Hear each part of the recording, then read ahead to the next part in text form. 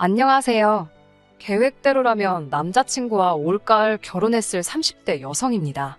사랑했던 남자친구와 이렇게 인생 제임하게 문턱에서 이별을 할 줄은 상상도 못했지만 무개념인 남자친구의 여동생과 그의 어머니 때문에 힘든 결정을 내렸습니다. 사실 남자친구가 제대로 된 역할만 해줬더라도 파혼까지 결심하진 않았을지도 모릅니다. 그러니 정확히 말하면 멍청한 남자친구 때문이라고 표현해야겠군요. 저와 남자친구는 지인의 소개로 만났습니다. 저희는 궁합도 안 본다는 4살 차이고요. 남자친구는 시청 공무원이고 저는 중견기업에 다니는 회사원입니다. 결혼을 처음부터 염두에 두고 만난 사이는 아니고요. 남자친구에게 저는 처음 만난 순간부터 호감을 느꼈습니다. 대화를 나눌수록 똑똑하고 영리한 사람이라는 게 느껴져서 마음에 들더라고요. 게다가 저는 좋은 게 좋은 거다라는 성격이라 싫은 소리를 잘 못하는데 남자친구는 좋은 건 좋다, 싫은 건 싫다라고 본인의 의사표현을 확실히 했거든요. 그런 모습도 참 매력적이었어요. 언젠가 남자친구에게 당신은 내 어떤 점이 좋았냐고 물으니 웃는 게 예쁘고 심성이 착한 것 같았답니다. 지금 생각해보면 칭찬도 아니에요. 제가 얼마나 바보같이 헤헤거리고 있었나 싶어서 곱씹어볼수록 기분만 나빠지네요. 아무튼 그렇게 저희는 금방 연인 사이로 발전했습니다. 사귀는 동안 큰 갈등은 없었어요. 일주일에 2번 정도 만나 다른 연인들처럼 영화 보고 밥 먹고 차 마시러 가는 평범한 연애를 했어요. 부모님과 함께 살고 있던 저와 달리 지방에서 올라와 혼자 자취를 하고 있던 남자친구는 저를 몇 차례 자기 자취방에 데려가고 싶어 했지만 제가 보수적인 성격이라 허락한 적은 없습니다. 그렇다 보니 둘이 같이 어디 여행을 가본 적도 없어서 몇 번 남자친구가 서운함을 표시하긴 했어요. 그렇게 1년 정도 사귀었을 무렵 남자친구가 결혼하자고 하더군요. 아무래도 남자친구는 나이가 있었으니까 저보다 결혼에 대해서 좀 더 조급했던 것 같아요. 저도 남자친구를 많이 사랑하고 있었기 때문에 그의 청혼이 싫지 않았고요. 결혼 이야기가 본격적으로 오가면서 남자친구가 자기 가족들에 대해서 이야기를 해주더라고요. 제 경우 저나 저희 부모님이나 성격이나 성향이 다 비슷비슷합니다만 듣자 하니 남자친구의 가족들은 아니더라고요. 어머님이나 아버님 성격은 뭐 그러려니 했는데 인상 깊었던 건 바로 남자친구의 여동생에 관한 것이었습니다. 남자친구보다 10살 어리다는 여동생은 막둥이이자 외가와 친가 모두 통틀어서 유일한 딸이다 보니 어려서부터 온 가족들에게 공주처럼 자랐다고 하더군요. 금지옥엽으로 자랐지만 부침성이 좋고 뒤끝이 없으며 화통한 성격이라고도 했습니다. 이야기를 하는 남자친구의 말투에서 그런 여동생을 남편이 얼마나 귀엽게 여기고 있는지 알 수 있었어요. 솔직히 좋게만은 들리지 않았고요.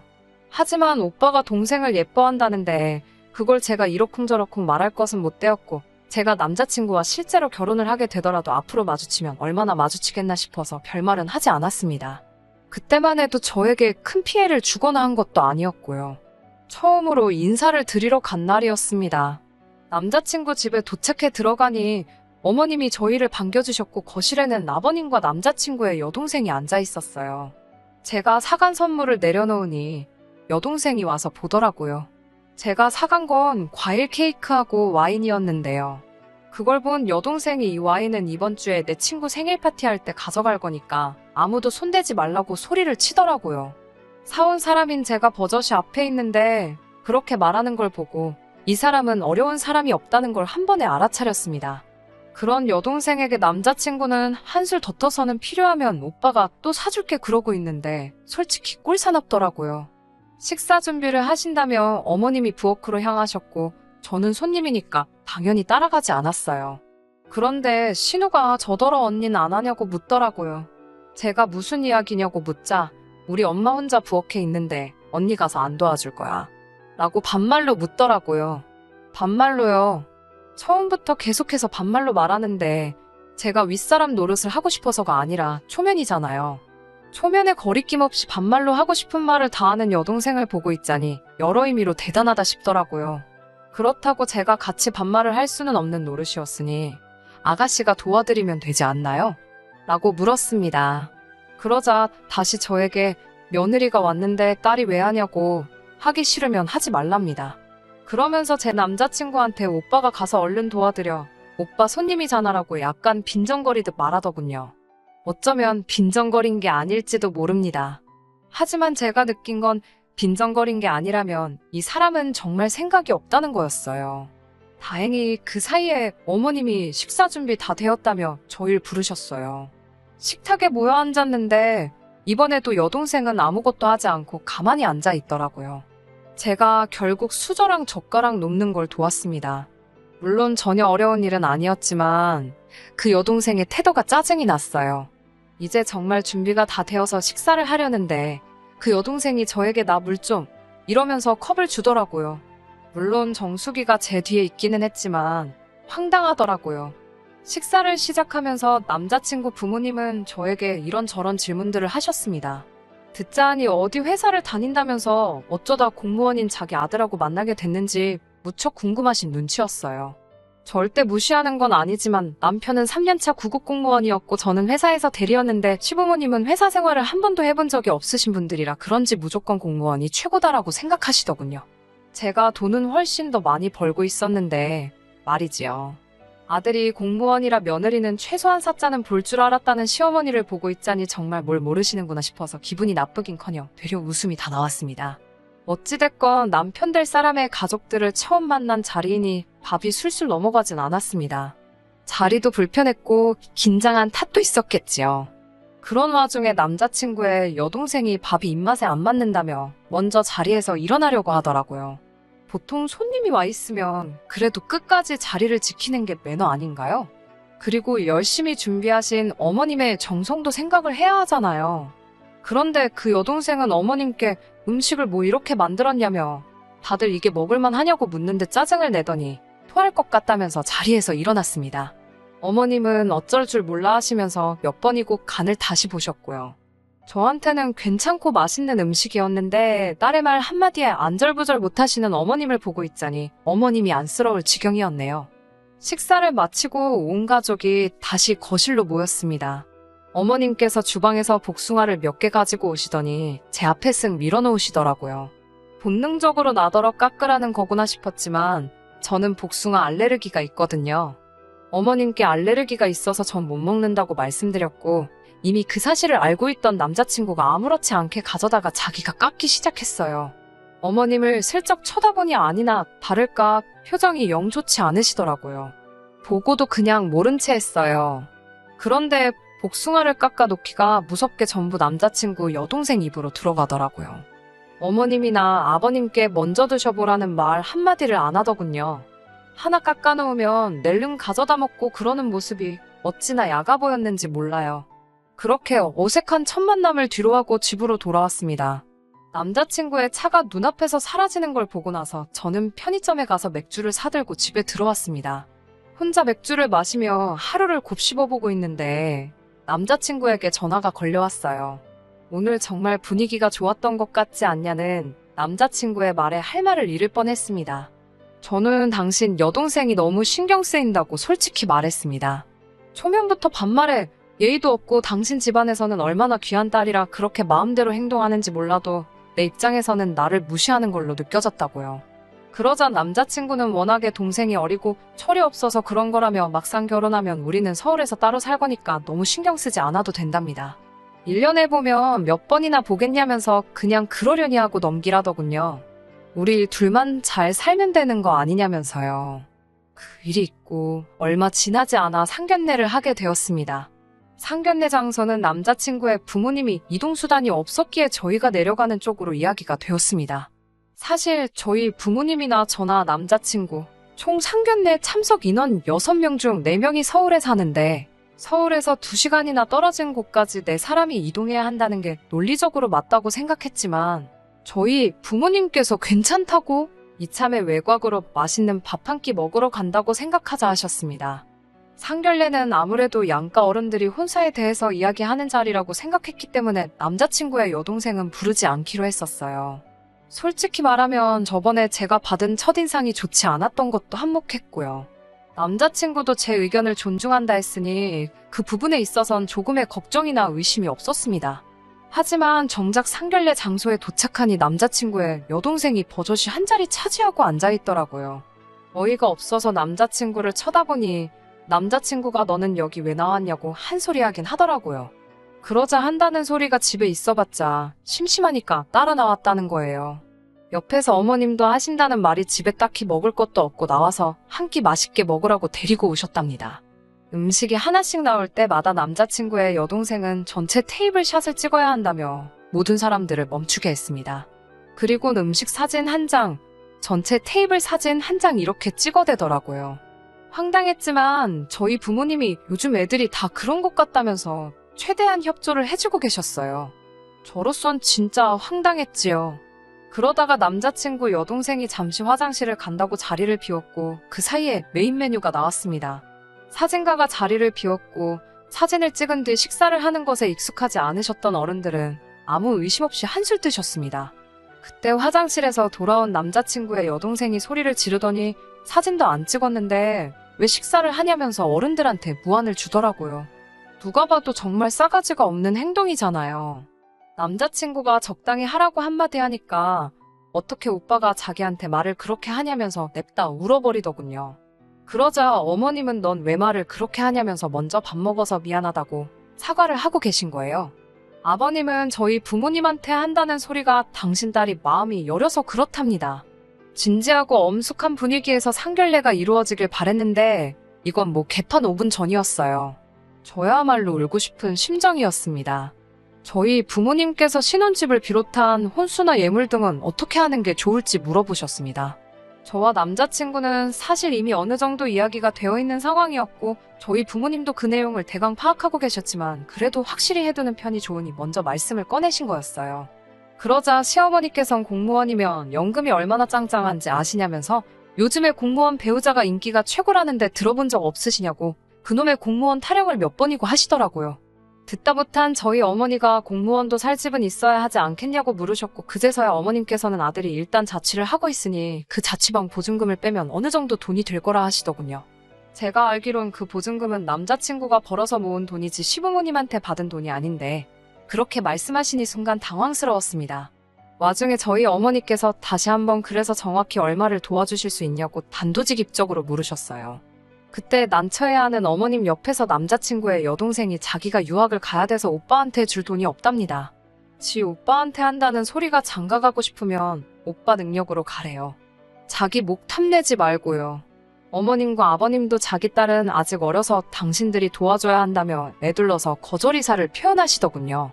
처음부터 큰 기대도 없었기에 전 그다지 실망하지 않았지만 면전에서 거절을 당하신 저희 부모님은 마음이 무척 상하신 눈치였어요. 그렇다 보니 그 이후로는 제대로 된 이야기가 오가지 못했습니다. 식사를 하는데 밥이 코로 들어가는지 목으로 넘어가는지 알 수도 없었습니다. 그렇게 상견례 자리가 끝나고 슬슬 자리에서 일어나려고 하는데 남자친구한테 전화가 걸려왔어요. 주차장인데 차 좀 빼달라고 하더라고요. 남자친구가 먼저 자리에서 일어났고 저희 부모님도 자리에서 일어나고 계셨습니다. 그런데 갑자기 어머님과 아버님께서 저희 부모님께 맛있게 잘 먹었다고 인사를 하시고 남자친구의 뒤를 따라 나가시는 거예요. 순간 벙찌더라고요. 그런 저를 보곤 남자친구의 여동생이 저번에 자기 집에 와서 밥 먹고 갔으니까 이번엔 제가 사는 게 맞답니다. 어처구니가 없었지만 이런 걸로 왈가왈부하기 싫어서 알겠다고 돈을 내려는데 제가 시키지 않은 메뉴가 가격에 포함되어 있더라고요. 알고 보니 남자친구의 여동생이 집에 가져간다고 자기 마음대로 포장 주문을 했던 거예요.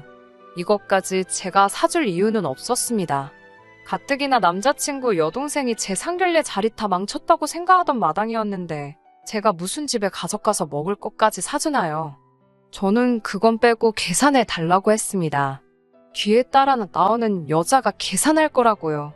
곧이어 뒤에서 느리적거리던 남자친구 여동생의 앙칼진 목소리가 제 뒤통수에 내리꽂히더라고요. 어머님은 무슨 일이냐고 불이 나게 쫓아가셨고 여동생이란 인간은 또 밖에서 다 들릴 만큼 엉엉 울더라고요. 어머님이 전화라도 하신 것인지 어떻게 상황 파악을 한 남자친구가 냉큼 쫓아와서는 음식을 계산했고 저에게 왜 이렇게 윗사람이 옹졸하게 구냐며 싫은 소리를 하더군요. 당신 동생 얌체 같은 거나 어떻게 해보라고 한마디 하니까 애가 어리고 주머니 사정이 좋지 않아서 그런 거라며 저더러 적당히 하랍니다. 집에 돌아와 이 결혼을 어떻게 파할까 고민하기 시작했습니다. 부모님께서도 다시 한번 진지하게 고민해보라 하셨고요. 이미 주변 많은 사람들이 제가 결혼할 예정이라는 사실을 알고 있었기 때문에 파혼을 마음먹기가 쉽지만은 않았습니다. 주변인들이 절 뭐라고 생각할지, 욕을 할지 비웃을지 가늠도 안 되더라고요. 결국 친한 친구 2명에게 고민 상담도 할 겸 유명하다는 카페에서 만나기로 했습니다. 하지만 왼수는 외나무 다리에서 만난다더니 그 말이 딱이더군요. 카페에 앉아서 친구들과 이야기를 나누려고 하는데 누가 제 어깨를 아플 만큼 탁 때렸습니다. 뒤를 돌아보니 남자친구의 여동생이었어요. 반갑기는커녕 길에서 마주쳐도 못 본 채 하는 편이 나을 만큼 어색한 사이라고 생각하는데 그쪽에선 뭐가 그렇게 반가운지 아는 채를 해왔습니다. 저도 친구들과 있었고 남자친구의 여동생도 친구들과 있었기에 적당히 인사만 나눴습니다. 남자친구의 여동생은 보란듯이 저와 제 친구들이 앉아있는 테이블에 바로 옆에 자리를 잡더라고요. 보통은 오히려 아는 사람이 있으면 매너로 좀 떨어져서 앉지 않나요? 카페에 자리도 많았는데 말이지요. 하지만 제가 카페를 전세 낸 것도 아니니 싫어도 별 수 없었습니다. 저는 모처럼 만난 친구들과의 시간을 망치고 싶지 않아서 최대한 남자친구 여동생에겐 신경을 끄려고 했습니다. 그런데 여동생은 계속해서 저희 테이블을 기웃거리면서 커피도 비싼 것만 마신다는 둥, 메뉴도 왜 세 사람인데 뭐하러 4개를 시켰냐는 둥, 쓰잘데기 없는 소리를 하면서 간섭을 하더라고요. 그러더니 급기야 언니 벌면 얼마나 번다고 이런 사치를 부리냐며 아껴 살랍니다. 그리고 상견례 날 자기 너무 황당했다면서 어머님이 저한테 많이 실망하셨다는 그런 이야기를 하는 거예요. 결국 들어주다 못한 제가 한마디 했습니다. 지금 아가씨 때문에 계속 저랑 제 친구들의 대화가 끊어지는 거 모르겠냐고. 가족 얘기는 나중에 둘이 있을 때에도 늦지 않을 것 같다고요. 지금은 저는 친구들하고 시간을 보내러 온 거고 아가씨도 아가씨대로 볼 일이 있을 테니 볼일 잘 보고 집에 가라고 했습니다.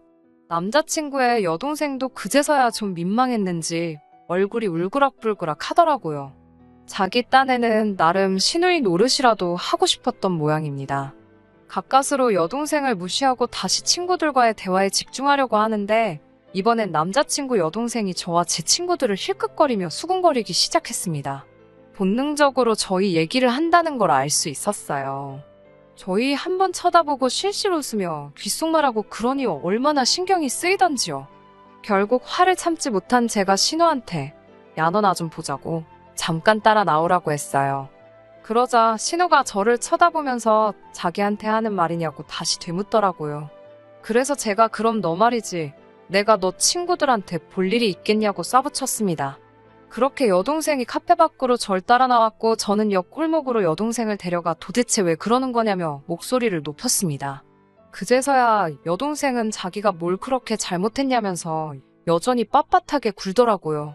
제가 오래 산 건 아니지만 이렇게 싸가지 없고 개념 밥 말아먹은 여자는 본 적이 없었어요.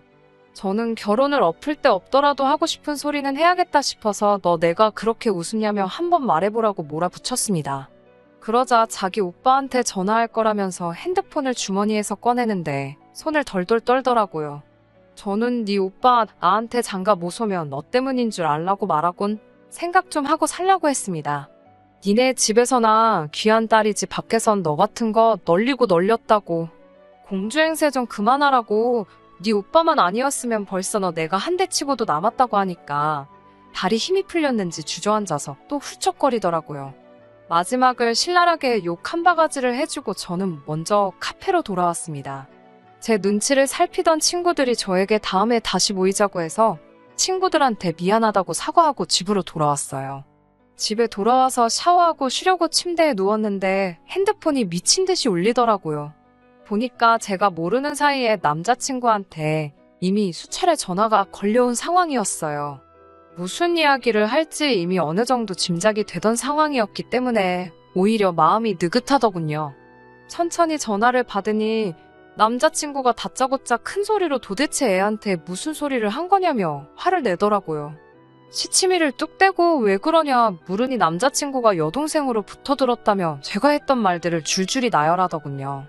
그게 왜 뭐가 문제냐고 물으니까 아무리 애가 정신머리가 없고 그래도 그렇지 그렇게까지 못되게 말을 할 필요가 있었냐고 합니다. 애가 바보 멍청이도 아니고 조근조근 말해주면 다 알아듣는다고요. 그래서 그렇게 조근조근 하고 싶으면 너가 옆에 끼고 그렇게 하라고 했습니다. 남자친구는 저더러 아무 말이나 하지 말라면서 일단은 이건 제가 실수한 게 맞으니까 당장 자기 여동생한테 전화해서 진심으로 사과해달랍니다. 내가 상처를 많이 받았다면서요. 저는 남자친구에게 사과고 뭐고 할 필요도 없다고 나는 이 결혼 안 하겠다고 했습니다. 당신 가진 것 없고 돈도 조금밖에 못 벌지만 그래도 나는 당신하고 결혼하려고 했다. 왜? 당신이 논리적이고 경우가 바른 사람이라서 그랬다고요. 하지만 지금 보니 제가 사람을 봐도 단단히 잘못 봤고 나는 개념 없는 사람은 딱 싫다. 친구로도 싫은데 가족으로 엮이는 건 더 싫다고요. 남자친구는 저더러 어떻게 말을 그렇게 심하게 할 수 있냐면서 저한테 한 번만 숙이고 들어와 달랍니다. 그러면 자기도 살면서 조금씩 고치겠다고요. 그런데 냉정히 제가 아무리 생각해봐도 그렇게 서로 시간 낭비를 할 이유가 없더라고요. 결국 제 뜻대로 헤어졌습니다.